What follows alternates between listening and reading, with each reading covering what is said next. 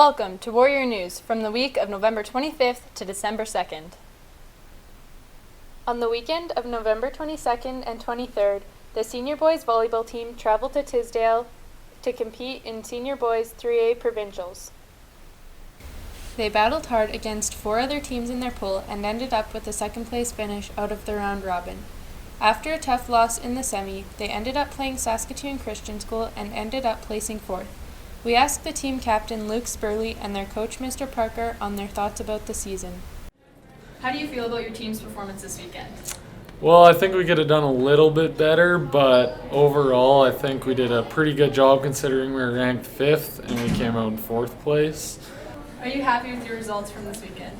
I think for what our team was this year, I'm fairly happy because we were pretty small compared to the other teams where they were a lot bigger and more experienced. What is one of your favorite memories from this past season?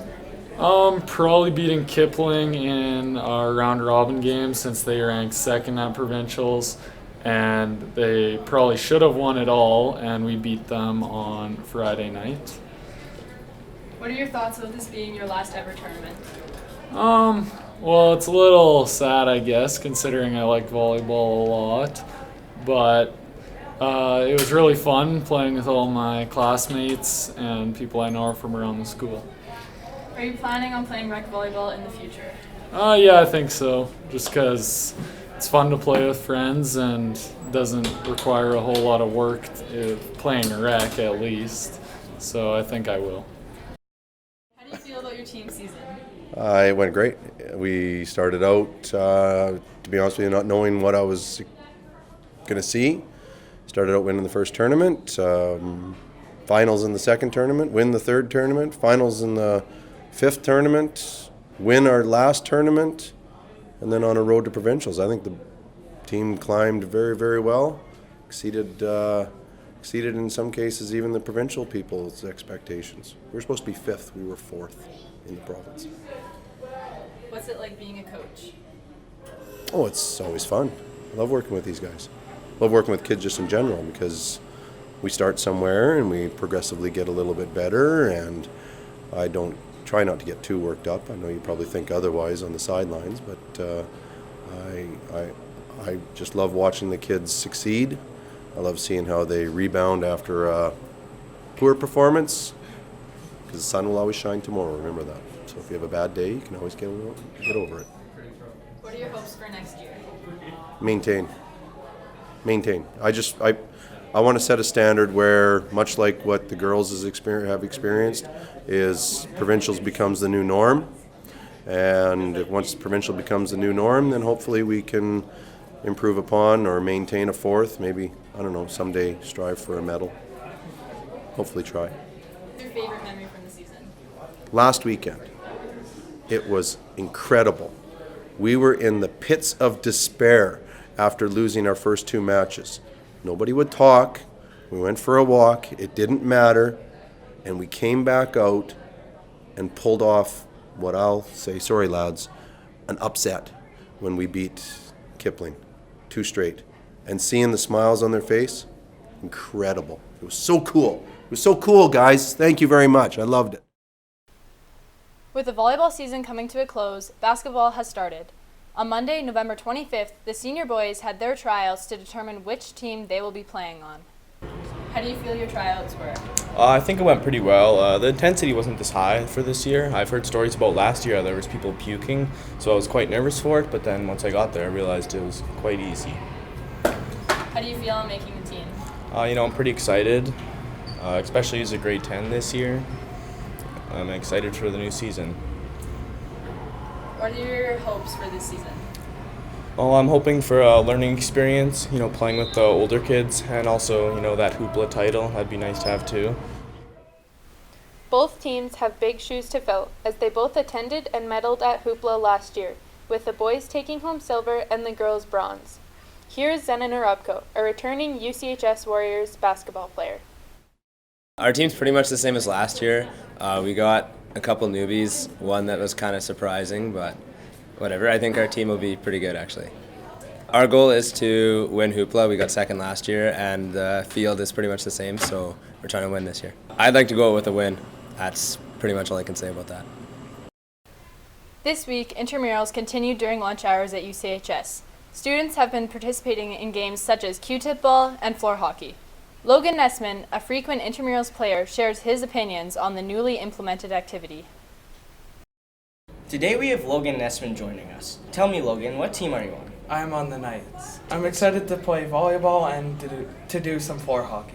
Are you happy for the implementation of intramurals? I feel like it's a great way to get people to get to know other people and to stay fit throughout their life. We asked Mr. Say, the teacher responsible for the addition of intramurals to our school, a couple questions about his goals for the program. What was your initial goal with the intramurals program? So we had a few goals when we started intramurals. Number one was to get more touches for our athletes, but it's also something we want all students to be out participating in. So just an opportunity at noon for a little bit of unstructured play and an opportunity also to get along with some students from other grades who you might not necessarily be friends with and engage in sport. How do you feel it's going so far? So far, I think we've had a good start. I mean, we're learning every day as we go.